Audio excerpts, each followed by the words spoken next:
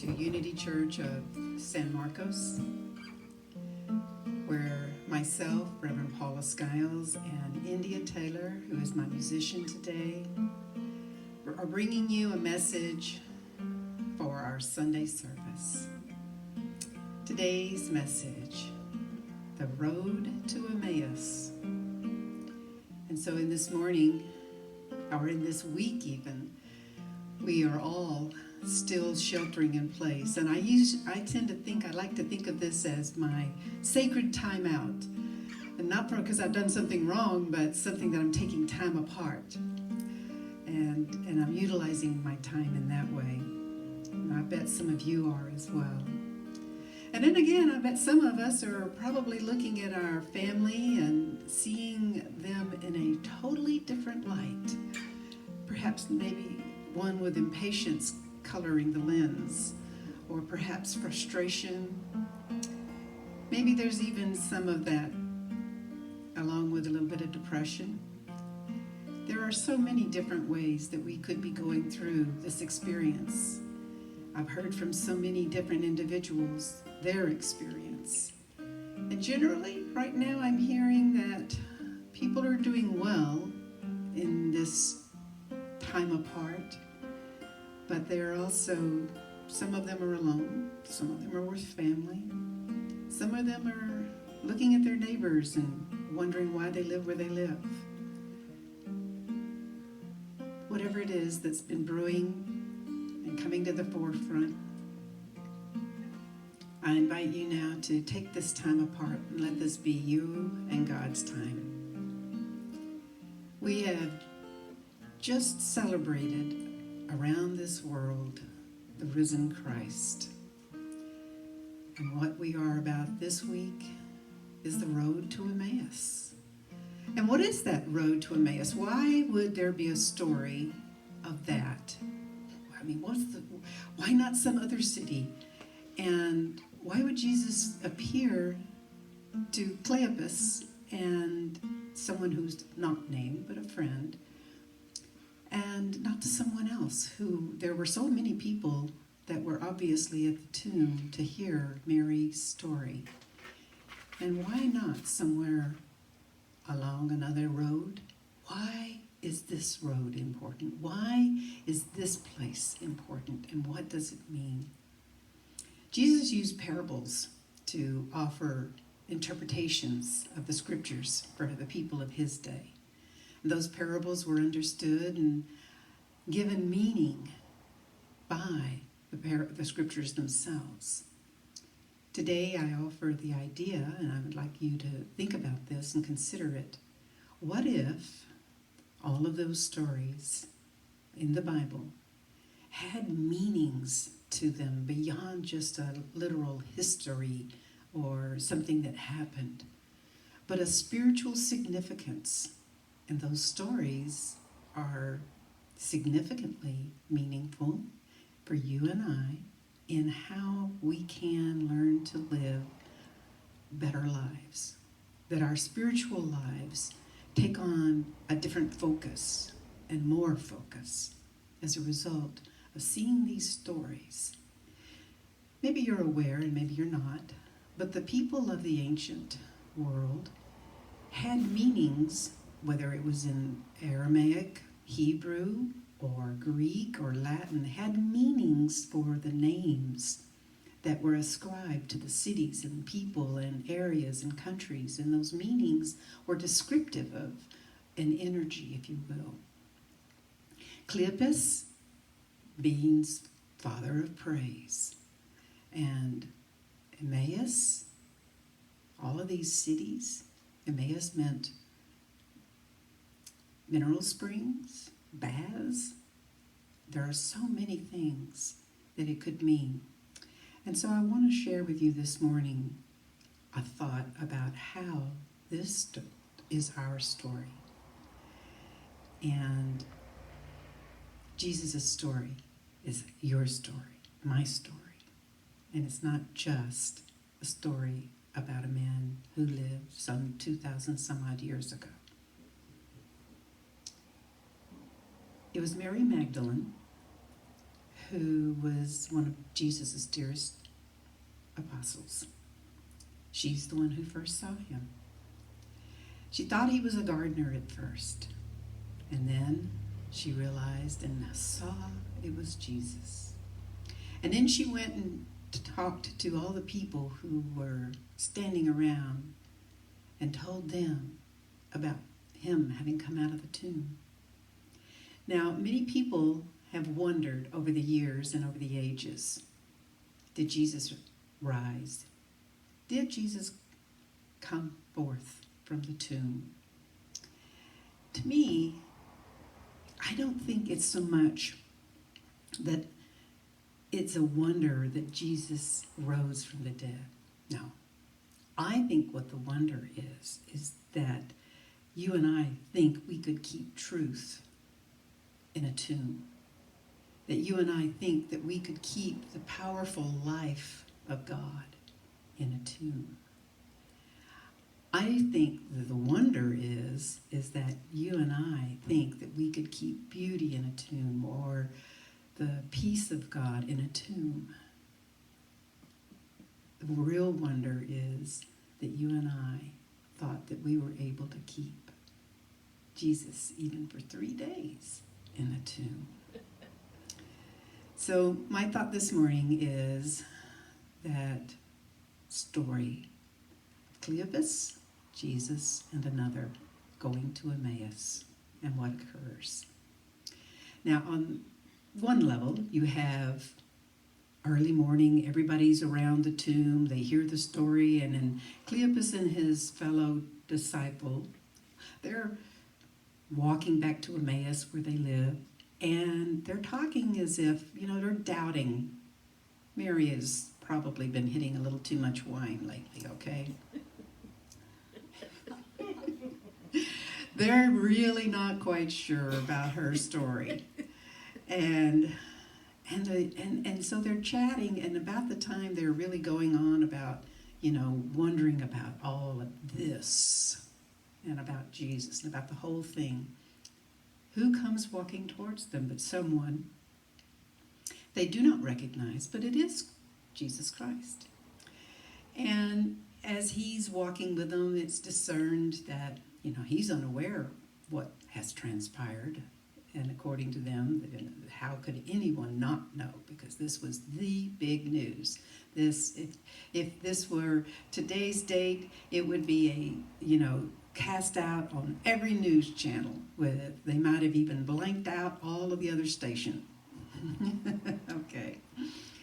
So Jesus came, and he's talking to them, and he's talking to them on the road, and he's sharing and interpreting of the scriptures even as they're walking.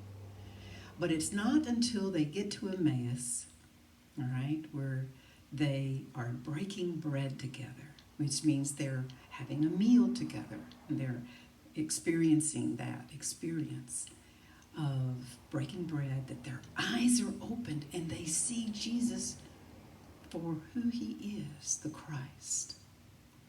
All right? So let's take that idea, Cleopas, Father of praise, and let's think about it as, what are they doing? Cleopas is walking along and he's doubting. He's heard the truth. He's lived with that truth, walking and talking as one of Jesus' followers, and he has been able to talk with Jesus personally, and he hasn't yet himself owned that truth as his own, that Jesus kept saying. And Jesus comes back into his presence. And so I see that as when you and I are doubting, but we're willing to focus on the Christ. We're willing to focus on what are the teachings, what are the things that Jesus offered. Then you and I can become more aware. We can become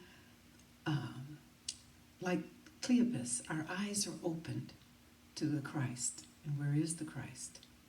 Well, on the road to Emmaus, the Christ is with us. On the road to Emmaus, within our own hearts and minds that Christ is with us as well. And that, to me, is the whole point of the road to Emmaus, is after the resurrection, and many times you and I have had experiences in our life that felt like crucifixions. I don't know about you, but I have. And I was so grateful that I was able to stay with whatever happened in my life until I felt myself coming back to life, resurrected into a new way of being. The way I had lived my life was no longer the same. Right now, our world and our state and our country are all going through this pandemic. And I'm wondering, what will be dying? What type of behaviors, what type of experiences and energies will be dying, and what will be resurrected into another expression, a deeper expression? And I'm hoping, and I'm hoping for you and me and everyone else, that this connection that we have made to one another, the connections we have developed as a result of taking a time apart, will deepen, will become even more important, and we will let go of some of the commercialization of our whole lives and consumerism, and recognize not only do we not need quite so much as we thought, but what we truly need is one another. What we truly need is one another. And recognizing that whether we're on social media, whether we're on Zoom, or we're looking in the eyes of our family who happen to be with us in our home, we are seeing Christ today. An expression of life and love and joy and wonder is possible. What is the breaking of bread? And what is it about the breaking of bread that brings into us an awareness of seeing Christ in another? I think of bread. First of all, bread represents the substance of truth. It represents the teachings that Jesus offered. And when you and I eat of them as he asked us to, when you and I appropriate, when we take in those teachings, when we make them our own, all right, which is what Cleopas finally did. When he was able to see, he had come to a place where he was making the teachings his own and able to see Christ in another and around him. And so I look at, what is it about the breaking of bread that allows that? And it's the action of taking that bread, those teachings, into us that brings us to joy. It brings about healing. It brings about nourishment of our soul and all of the wonderful qualities that help us to live better lives. And so when I speak of joy, which is one of the sure signs of the sense of the presence of Christ within us, is when you and I are experiencing joy. And I'm not talking about happiness. Happiness can just be, it's kind of a self-serving pleasure in things. But joy doesn't have to necessarily be self-serving. It can be joy for another. But joy is something that is uplifting and an elation for what is happening around us, not necessarily for us. And joy is something that is capable of bringing us a strong sense of strength and an awareness of how much we are bringing into life and how much life means to us. So joy affects us on so many different levels. Cleopas, a follower who did not know that Jesus was walking with him, right? And then his eyes are opened. Most of the time, you and I don't know when we're looking at our family members, or we're looking at our coworkers, or we're just simply looking around and we're not seeing Christ. But that is the true keynote of the great demonstration that Jesus gave us. And that is that Christ and the divinity of God is within you and I. We are brothers and sisters in truth. We are Jesus' brothers and sisters in truth. And our spiritual lives, whenever you and I focus on those, when you and I take the time to nurture and to nourish those aspects of our being, that's when you and I nurture and feed the Christ. Jesus said, if you do it even to the least of these, you have done it to me. And I take his words. I believe those words. And I want to live them. I hope you can too. So I think, as I was saying earlier, our world is going through a type of crucifixion. Perhaps you don't. If you don't, that's fine. But I'm wondering about the possibilities of what we will let go and what we will let die, and what will be given new life around us and for us and within us. Will we truly be the same? I don't think I will. I know I won't be exactly the same, but what? And so I think this wonderful time out is really a time in which I feel like if we can take the time to simply determine what it is that will be different when we come to the other side. And we will come to the other side. I know this. There's a wonderful story from a Rwandan who was talking to a Western writer, Andrew Solomon, about the experience with the Western mental health and depression when they had gone through their difficulties of the genocide that was happening. And this individual was speaking to the writer, and he was saying, we had a lot of trouble with the Western mental health helpers who came to us. We had to ask them to leave. He said they didn't take everyone in the community, and they didn't bring them in to dance. They didn't have them come together as a community so that they could uplift one another in joy.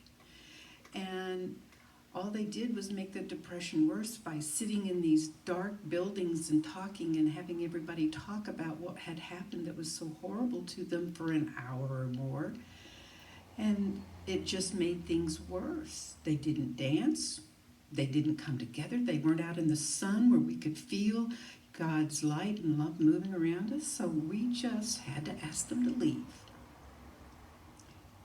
I'm reminded of how different things might be for us. There will be some of us who will be deeply affected by this pandemic and the fears and the challenges, and will be needing help. And I'm wondering if maybe as a community we think about doing things different.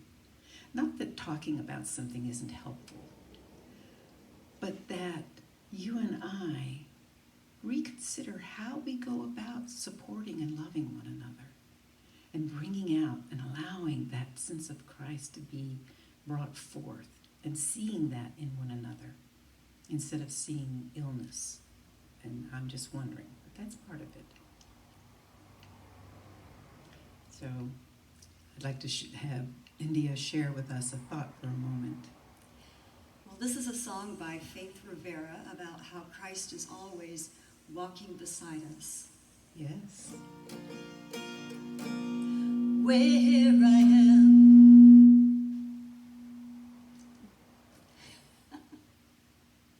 Go ahead. Okay. This is a song by Faith Rivera about how God is always walking beside us. Where I am, God is. Where I stand, God is standing strong. Where I breathe, God is breathing life in and out and through me. As me, where I sing, God is. Where I dance, joy lifts my feet. Where I live, beauty's flowing free, in and out and through me, as me. And where I doubt, God is the faith in me.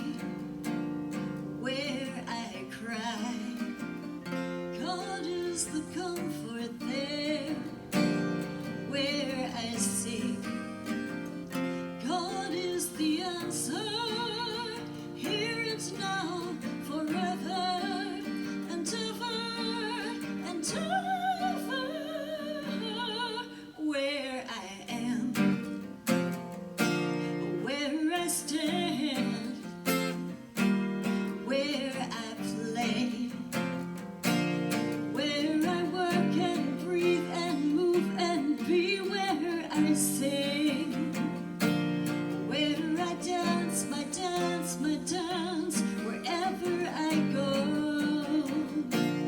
where I pray and take and give and live. God is, life is, joy is, oh, God is. Absolutely. Wonderful. Thank you, India. So, I'm thinking of that process, and I'm reminded that Cleopas, whose name means Father of Praise, this is the avenue for you and I to experience and to get into that sense of knowing Christ within us. Father of Praise, if you take an affirmation like, I am one with the Christ, or I am a child of the living God, I think that Jesus used those kinds of things all the time. He was always saying something and meaningfully. And that's the thing that praise can do. When we affirm, I am a child of the living God, or I am one with Christ, those kinds of things set up that place within you and I in which our minds and our hearts and our souls come into a sense of that, not only as truth, but it begins to be imbued. That truth comes alive in us and we can own it. Now, I've found that sometimes just saying those things may not be enough. Sometimes I have to truly enter into the silence and to get still. And I think about, it's not hard to enter the silence, but it is something that takes effort. And it's something that you and I can do. It's become still and let that place where joy resides within us, that place where peace resides, that ageless, eternal aspect of your soul, my spirit, our being, not only is alive, but it's there. It's not affected by any kind of difficulty. It's not affected or dismayed. It's not depressed. It's never experienced trauma and will never be traumatically experiencing trauma. And so, body being still, mind being still, there's that place where spirit speaks to us. It's like a knowing, it's like a conviction. Sometimes people even hear a sense of a voice just sharing an idea. Usually it's not a male or a female, it's just a voice. And I'm thinking whether you and I are going through something or we are absolutely on fire with the possibilities as we come through this experience, I'm thinking this next week, we ought to be looking at what is ascension, because that'll be the next part of our message next week. But regardless of what you think of yourself, where you've been, what you've done, all that dies. All that is let go when you and I truly own and see Christ within ourselves and another. So today I would say, you and I are all walking together on that road to Emmaus.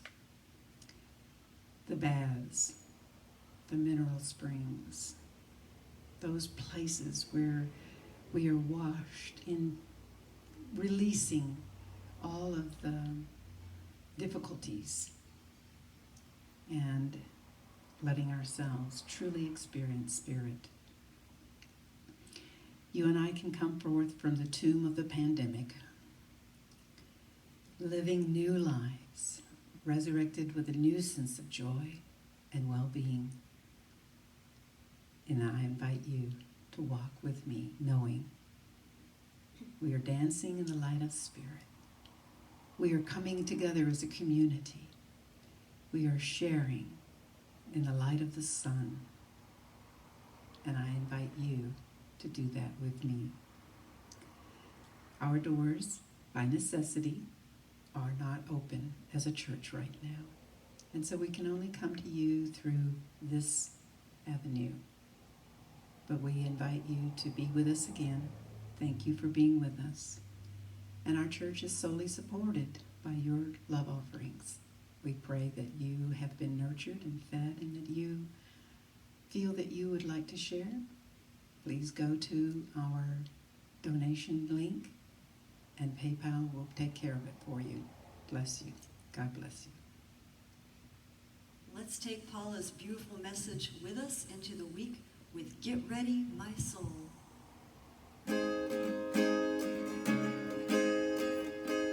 Get ready, my soul. I'm diving in. Get ready, my soul.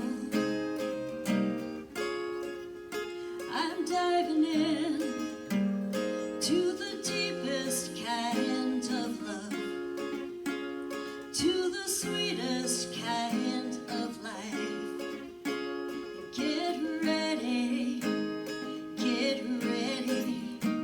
my soul.